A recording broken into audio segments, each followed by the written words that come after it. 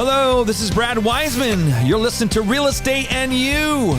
We're back, and we are back to talk about the hot topic right now in real estate, and that is interest rates. So we have one of the best people to talk about interest rates about is Mike Bauer from Annie Mac. You're back in the studio. You made it a second time. It's good to be back. It is always good to see you back, too. It looks different in here, too. Is it different? You weren't here with the wood walls? No. Oh, really? No. Oh, wow. Okay, cool. It is a little different then for you. That's awesome. So let's jump into it right away. Let's talk about interest rates. This is the thing that's on everybody's mind. You know, everybody thinks it's like the end of the world, that we're now looking at what? High fives? Where are we at right now? Really? We're kind of in the sixes. We're in the sixes. That's what I just was trying to be a little bit more positive. Yeah. We're in the sixes, yeah. I mean, depending, there's so many variables. Like great credit, 20% down. I mean, you're probably like low sixes. Okay. Yeah.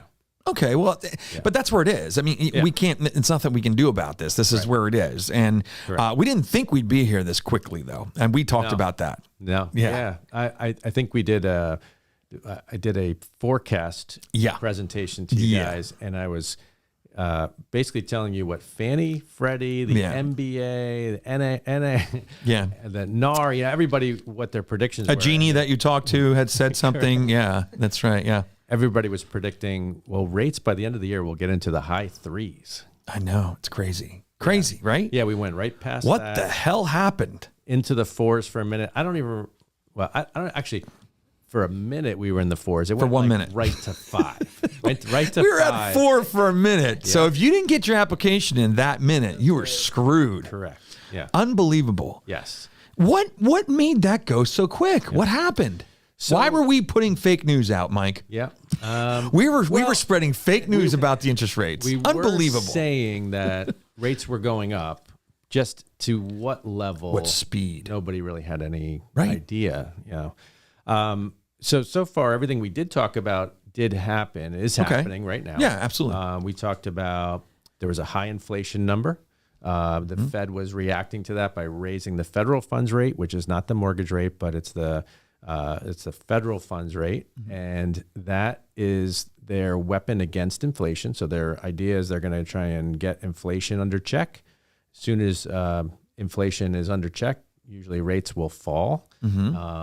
And then, so you see recession is the word that people are talking about on the news already. Yeah. But we talked about that back in January, and, now it's looking like maybe. Yeah. You know what's funny about a recession, Mike, is, and Gary Keller talks about this.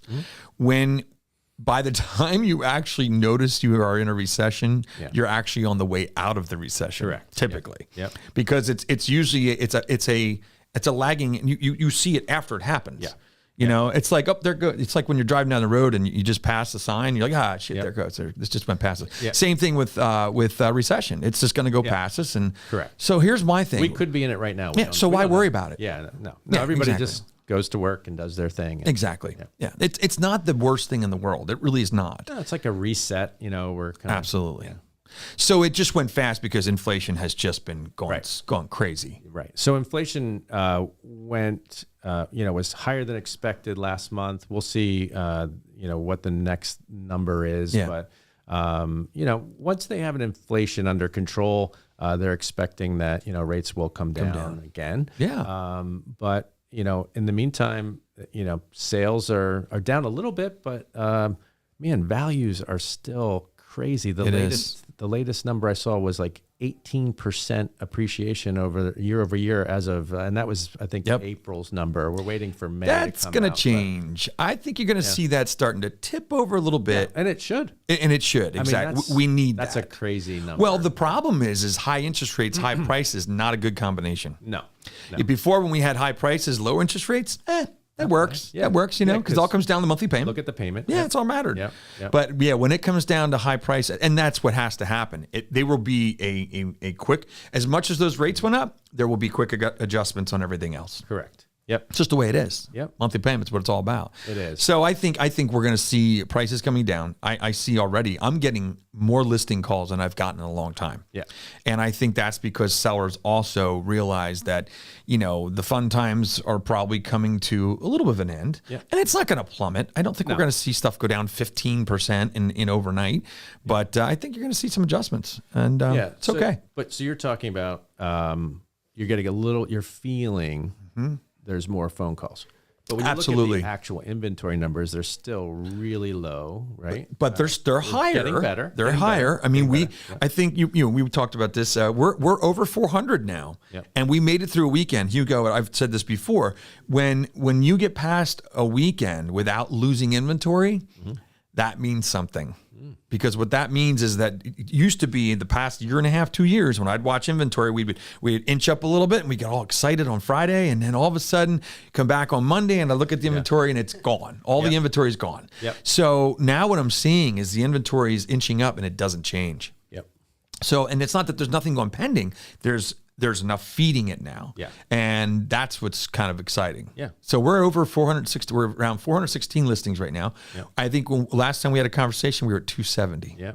So it's getting there. It's not a lot, but it's getting seasonal too. But I think it's also just this change. People are getting ready to cash in before anything happens. But you're still seeing houses go on the market and maybe instead of 10 offers, there's 6. Absolutely, right? It's absolutely. It's still Still and we're going to be a long time till that's gone. I mean, when I say inventory is getting better, I'm just being completely detailed about it. Where we should be at 1,000. Yeah. So it's all good. So what I want to talk about, adjustable rate mortgages. When rates go up, I've always thought, okay, adjustable rate mortgage would be the thing to do. But I'm hearing on the street that maybe that's not the case yet. Well, all right. So normally, if you did a 5-year, 7-year adjustable rate, meaning that the rate would be fixed for 5 years or the rate would be fixed for 7 years, but it's really still a 30-year amortizing loan.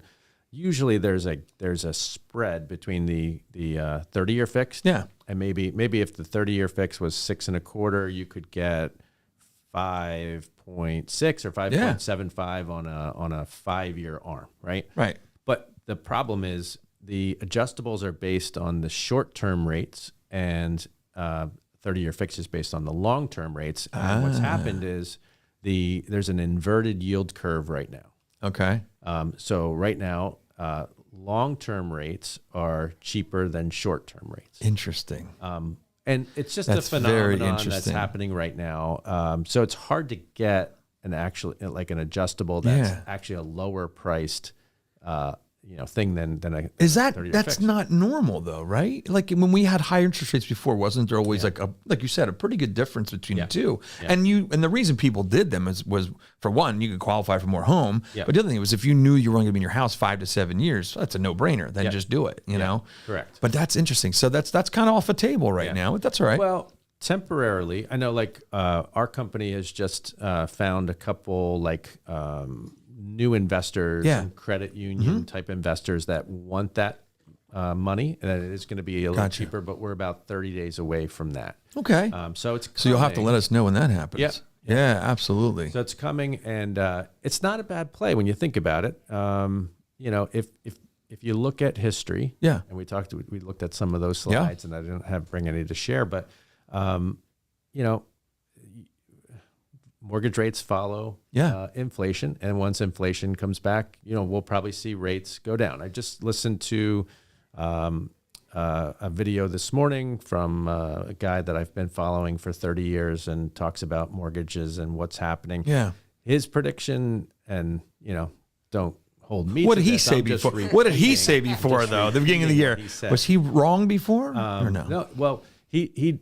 Nobody predicted that the rates were going to go where they are, right. Yep. But exactly what he said was going to happen is happening. Oh, wow.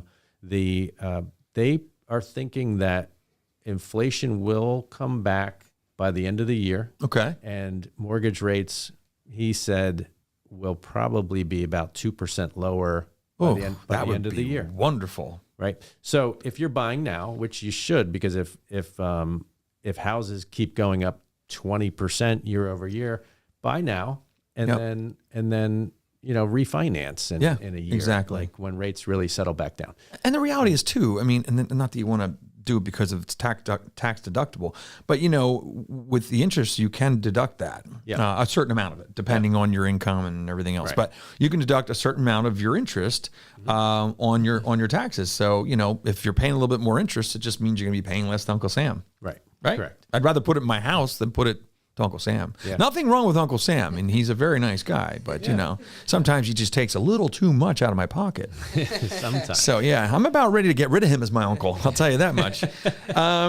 So let's keep moving on here. So rates today are around. You said they're around around 6%. Yeah. Okay.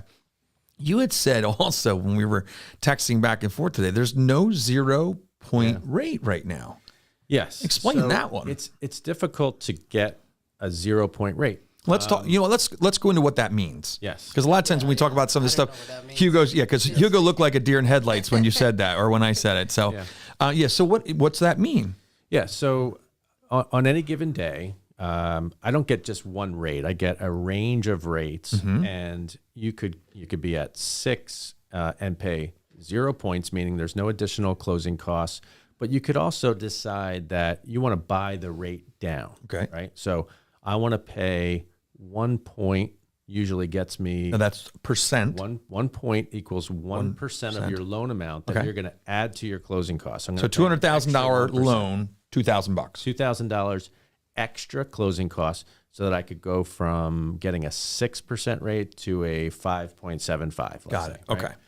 And usually, when I get my range of rates, it goes all the way from 0 points, or sometimes if I charge someone a higher rate than the 0-point rate, I can actually give them a credit back towards closing costs. Right. So there's a premium pricing option as well. That just doesn't exist right now. Right. Interesting. So if the major institutional investors that throw out all this money that are lending the money, right? Yeah. So you think about, like, let's say we're selling a loan to Wells Fargo, let's say, right? And Wells is looking at all the same data that we are, right? Yeah. That rates are really high right now. Yep. They're probably going to come back down. All right. So if you're, let's say, you're lending a $400,000 loan, the premium that Wells usually will pay is about 3%, right? So the government takes some of that money, and the person that initiated the loan or originated the loan will get paid.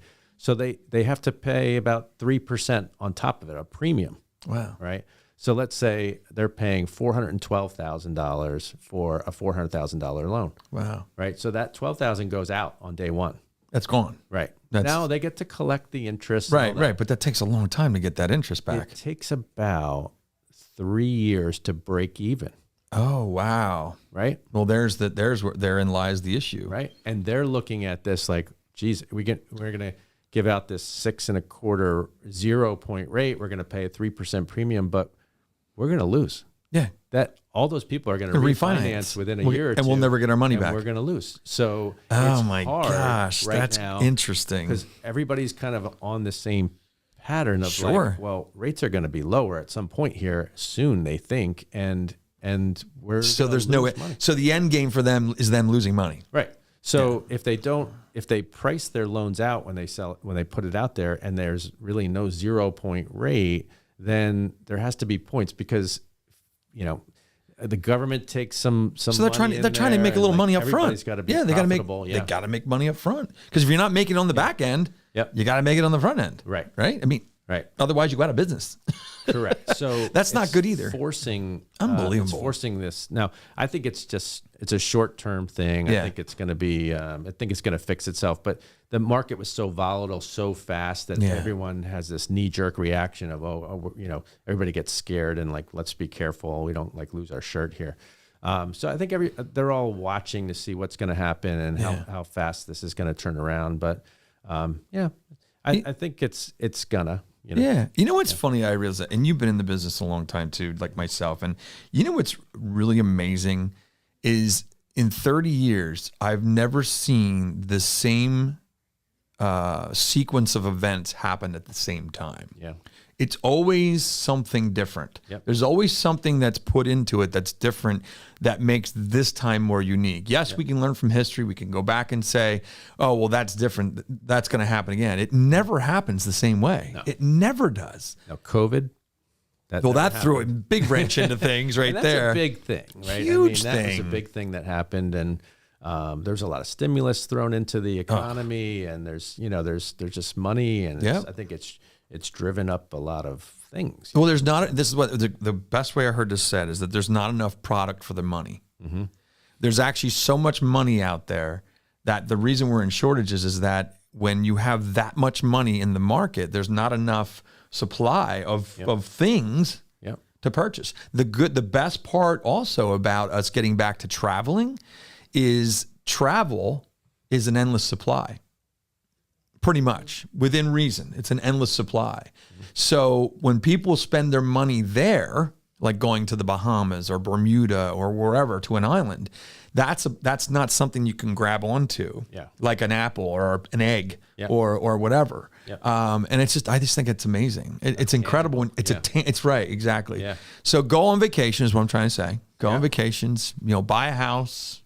Do all those things. Don't stop doing what you're doing. Yeah. Right. Well, and so what are you seeing in the market right now on your side? I feel like there's a lot of people that there's always in our real estate market, there's always a certain number of people that get married and have babies. Sure. And, there's always a reason to buy real estate, right? Absolutely. And I feel like, maybe some people took a pause because rates are, went up. And so they're trying to wait and see what happens. But there's so many other people that just, well, it's my time. I need a house, and rents are terrible, like crazy, so it's still cheaper, even though rates are, 6. Absolutely. And what I'm finding is buyers that I've been working with for the past, 2 years that still haven't found anything.